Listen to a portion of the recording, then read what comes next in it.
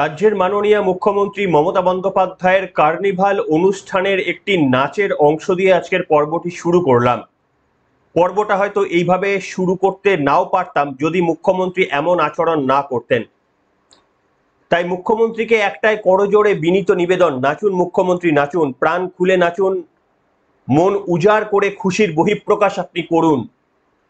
কিন্তু এই যে পশ্চিমবঙ্গের মানুষের দুঃখে আপনি পাশে দাঁড়াচ্ছেন না, এর পরিণতি কিন্তু আপনাকে ইতিহাস কোনোদিন ভুলবে না।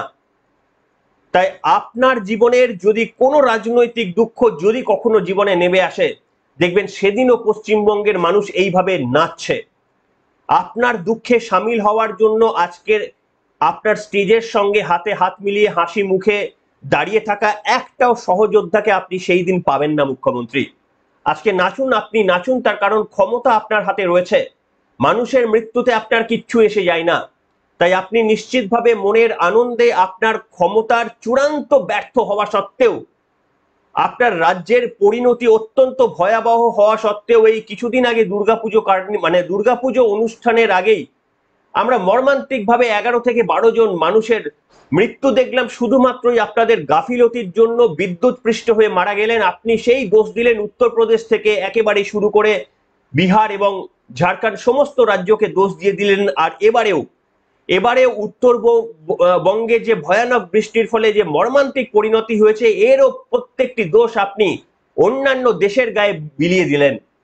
কি সোজা না মুখ্যমন্ত্রীর পাঠে অভিনয় করা? কি সোজা না? এ তো যে কেউ অভিনয় করতে পারবে। পাড়ার জগা বগা নন্টে ফন্টে আমি আপনি যে কেউ মুখ্যমন্ত্রীর ভূমিকায় পশ্চিমবঙ্গে অভিনয় করতে পারবেন। তার কারণ আপনার কোনো রেসপন্সিবিলিটি থাকার দরকার নেই।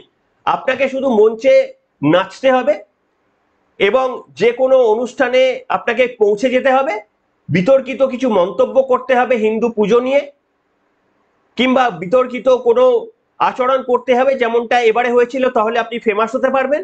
এবং আপনাকে কিছু মানে আপনার ভান্ডার অত্যন্ত ক্ষীণকায় হলেও, আপনার নিঃস্ব ভান্ডার হলেও, সেটাকে উদ্ধার না করে আপনাকে একেবারে বিভিন্ন রকমের প্রকল্পের মাধ্যমে ভোট কেনার প্রক্রিয়াটাই আপনাকে মারতে হবে।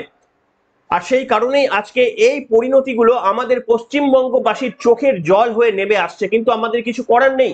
তার কারণ এই গভর্নমেন্ট নিজে নিজে তো ফরমেশন করেনি, আপনি এই গভর্নমেন্টকে ফরমেশন করতে সাহায্য করেছি। তাই আজকে এই পরিণতির একেবারেই ভাগ আমাদের কাছে যে নেমে আসছে, এটা কিন্তু জানাই ছিল কার্যত আমাদের। আমি আজকে দেখাবো আরো কিছু তথ্য। আপনাদের সকলকে স্বাগত জানিয়ে অত্যন্ত ব্যথিত হৃদয়ে আজকে ভিডিওটি করতে হচ্ছে। আমি আপনাদের সামনে আরো একবার রাজ্যের মাননীয় মুখ্যমন্ত্রী মমতা বন্দ্যোপাধ্যায়ের পুরো ভিডিওটা দেখাবো এবং তিনি এই যে মনের উৎসাহে যে নেচেছেন, দেখুন নাচ। তিনি একটা কথা বলেছেন, আমি প্রথমে একটা অডিও শুনিয়ে নিই। তিনি তার খুব পছন্দের কিছু সাংবাদিকরা রয়েছেন, আনন্দবাজারের একজন রয়েছেন, তারপরে আপনার TV9 বাংলাতে একজন রয়েছেন, তারপরে আপনার নিউজ 9-এ একজন রয়েছে, নিউজ 18 একজন রয়েছেন। এদেরকে নিয়ে স্পেনে যান, অন্যান্য জায়গায় যান, জগিং করেন, ভাইফোঁটা দেন, সব ঠিক আছে। তাদের মধ্যে একজনকে ফোন করে মুখ্যমন্ত্রী মমতা বন্দ্যোপাধ্যায় বললেন, আজকে তো কার্নিভাল আছে, আজকে যেতে পারিনি, কিন্তু কালকে যাব, আমরা সব ব্যবস্থা করতে বলে দিয়েছি, সব ব্যবস্থা নিতে বলে দিয়েছি। তার কারণ কার্নিভালটাও তো করতে হবে, কার্নিভাল না করলে তো আর হবে না, দুটোই তো করতে হবে। আমি বিশ্বাস করি কার্নিভালটাও প্রয়োজন, কার্নিভালও করতে হবে, যেহেতু একটা প্রি শিডিউল প্রোগ্রাম।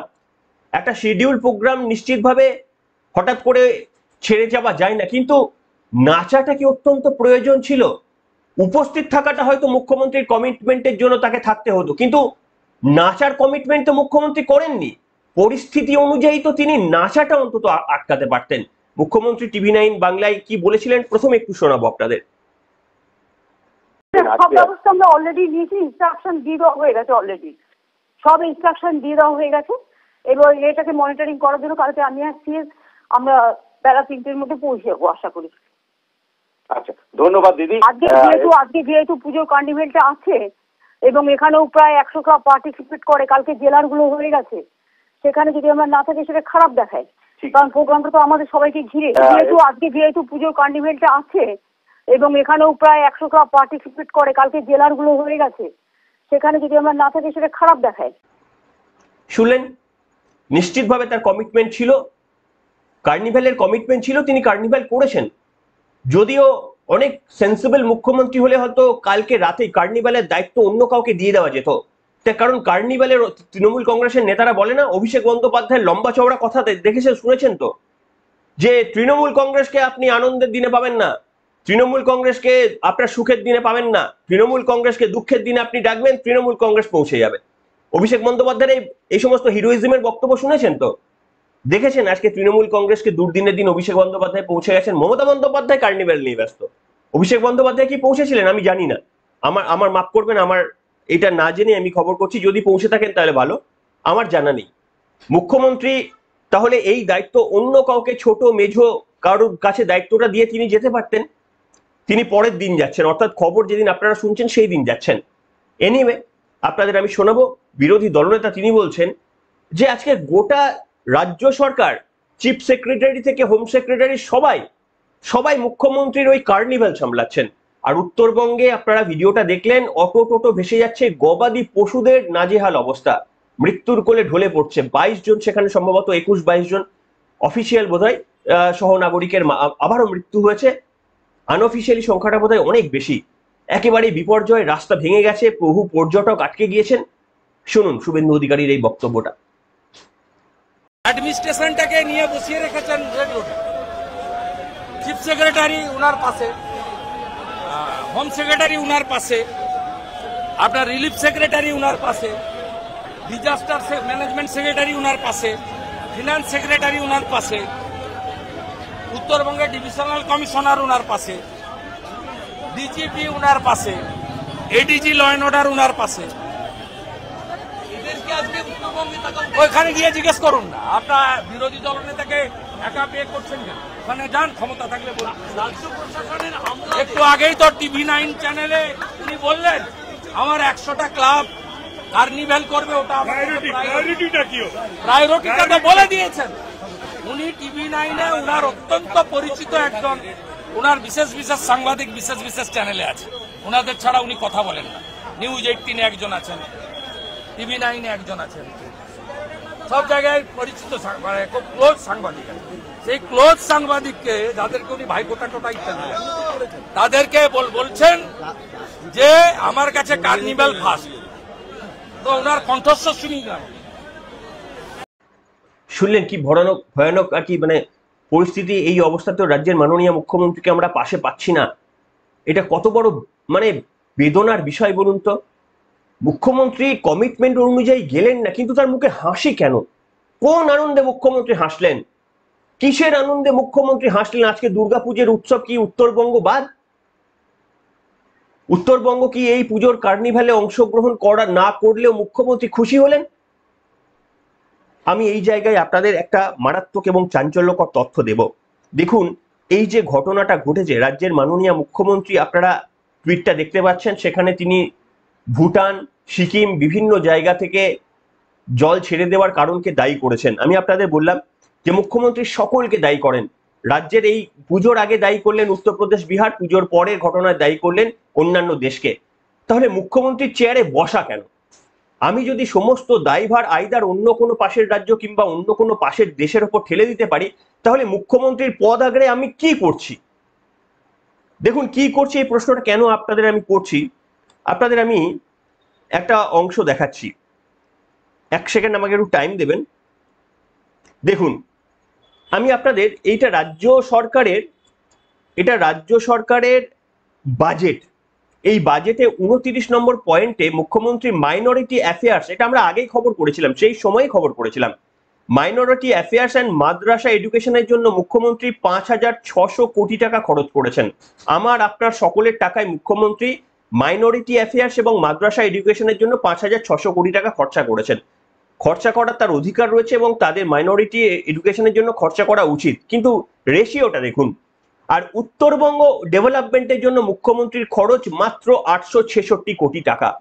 একটা প্রাকৃতিক বিপর্যয়কে সামলানোর জন্য মুখ্যমন্ত্রীর খরচ 866 কোটি টাকা, এবং মাইনরিটি কমিউনিটিকে সাহায্য করার জন্য মুখ্যমন্ত্রীর অনুদানের পরিমাণ 5,600, অনুদান না, বাজেটের পরিমাণ 5,600 কোটি টাকা।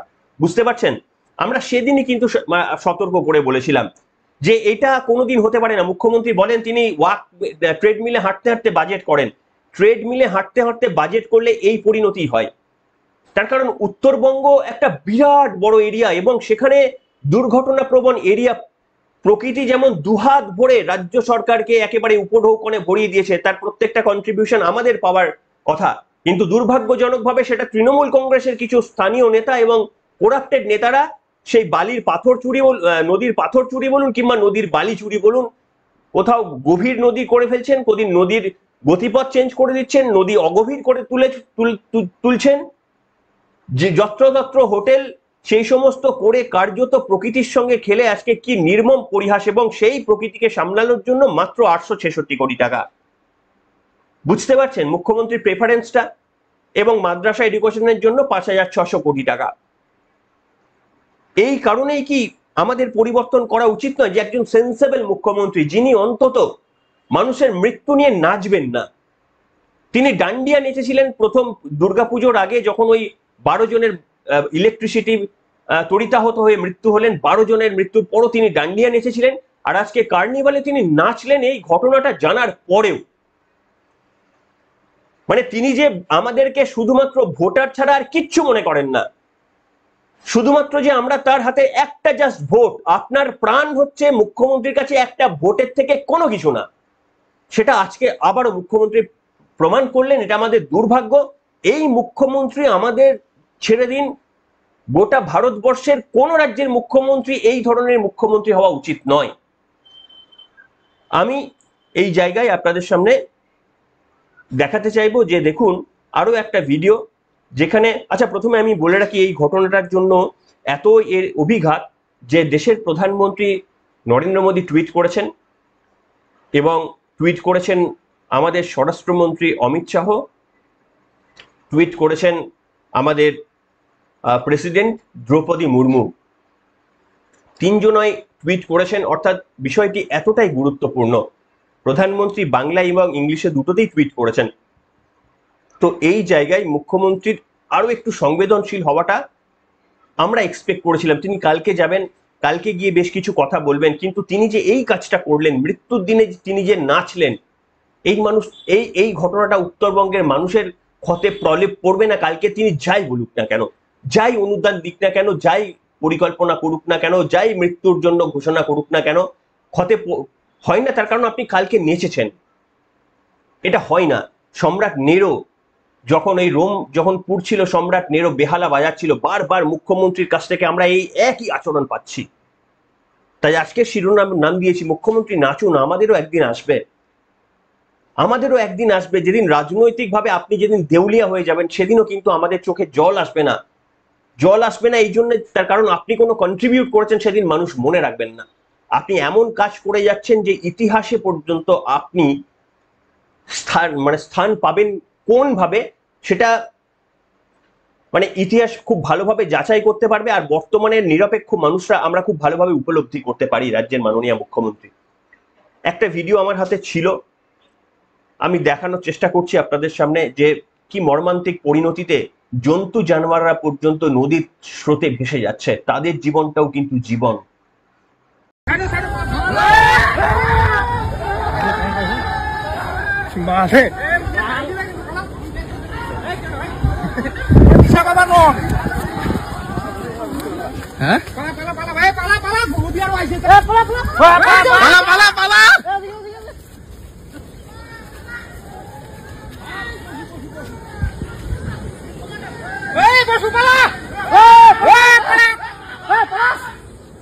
গন্ডার গন্ডার উপরে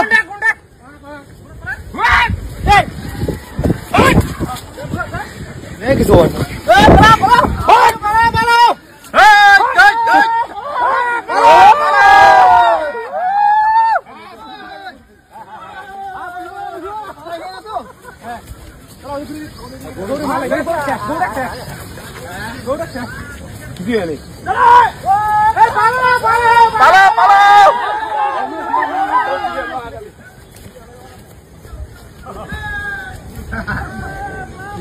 হাবুড়ি বলে গেছে।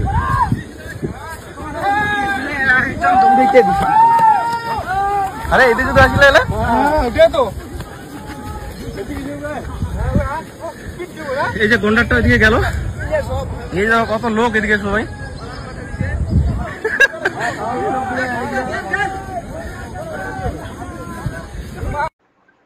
আমি জানি না দেখাতে পারলাম কিনা, কিন্তু জন্তু জানোয়াররাও নদীর স্রোতে ভেসে যাচ্ছেন মানুষের মতো করে, খড়কুটো আগলে রেখে বাঁচার চেষ্টা করছেন আপ্রাণ। নিশ্চিতভাবে প্রাকৃতিক দুর্যোগ এর সঙ্গে মানুষ কোনোদিনই এঁটে উঠতে পারে না, কিন্তু যখন এখন অ্যালার্ট আমাদের এমন একটা উন্নততর সিস্টেম হয়ে গিয়েছে যেখানে 12 থেকে 24 ঘন্টা, কখনো 48 বা 72 ঘন্টা আগে আমরা অ্যালার্ট পেয়ে যাচ্ছি। আবহাওয়া দপ্তর অনেক আগে থেকেই আমাদের SMS করে জানিয়ে দিচ্ছেন যে কমলা সতর্কতা, রেড অ্যালার্ট। তারপরেও রাজ্যের মাননীয় মুখ্যমন্ত্রী অ্যাডিকুয়েট পরিস্থিতি ব্যবস্থা নিয়ে সেখানকার মানুষদের তো অন্তত সরিয়ে আনতে পারতেন, মাইকিং তো হতে পারত। কিংবা এই উত্তরবঙ্গ এই ঘটনার পর থেকে এবার থেকে অন্তত তার এই যে বাজেট সেটাকে তিনি রিসাফেল করতে পারেন। কোথায় টাকা বেশি ঢালার প্রয়োজন সেটা তো ভোটের রাজনীতিকে বাদ রেখে এবার তো তিনি ভালো করে তার উপলব্ধি করার প্রয়োজন রয়েছে। করতে পারবেন কি রাজ্যের মাননীয় মুখ্যমন্ত্রী? আমার বিশ্বাস পারবেন না, তার কারণ রোম যখন জ্বলছে, রোমান সম্রাট নিরো যখন বেহালা বাজাচ্ছিলেন, মুখ্যমন্ত্রী আজকে এই একইভাবে পশ্চিমবঙ্গ জ্বলছেন, মুখ্যমন্ত্রী নাচছেন। এটা বড় দৃষ্টিকটু মাননীয়া। আপনার কাছে এইটুকু সংবেদনশীল পশ্চিমবঙ্গের মানুষ এক্সপেক্ট করে। পৃথিবীর বা ভারত, পশ্চিমবঙ্গের বিগত কোনো মুখ্যমন্ত্রীর আচরণ এমনটা হয়নি, আর আগামী দিনেও কোনো মুখ্যমন্ত্রীর আচরণ এমনটা হবে না। তার কারণ এইটুকু আমাদের এক্সপেকটেশন যে আমাদের রাজ্যের মাননীয় মুখ্যমন্ত্রী তার একটু অন্তত সহানুভূতি আমাদের রাজ্যবাসীর জন্য থাকবে। কিন্তু আমরা দুঃখিত যে মুখ্যমন্ত্রীর এই রকম এক্সপেকটেশন আমাদের সঙ্গে মিলছে না। আপনাদের মতামত লিখে জানাবেন। এখনকার মতো অত্যন্ত দুঃখ এবং সহবেদনা জানিয়ে এখানে শেষ করলাম পর্ব।